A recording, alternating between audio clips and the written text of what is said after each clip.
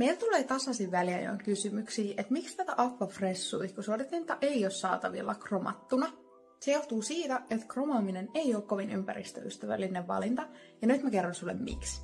Kromi on aineena erittäin myrkyllistä ja karsinogeenistä. Kromausprosessissa syntyy jätteitä, jotka saastuttaa ilmaa, vettä ja maaperää ja aiheuttaa vakavia terveysriskejä niin eläimille kuin ihmisille. Lisäksi monesti kromaamisessa käytettävät kemikaalit on tosi vaikeasti kierrätettävissä ja vaarallisia, mikä tekee entistä vaikeampaa siitä jätteiden käsittelystä.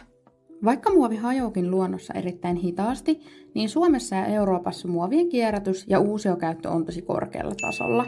Aquafresh-suodattimen muoviosat tehdään Suomessa, jolloin me voidaan myös paremmin varmistua asianmukaisesta jätteiden käsittelystä. Tämä tekee muoveista kokonaisuutena ympäristöystävällisemmän vaihtoehdon kuin kromi. Kerro kommenteissa, oliko tämä sulle uutta tietoa?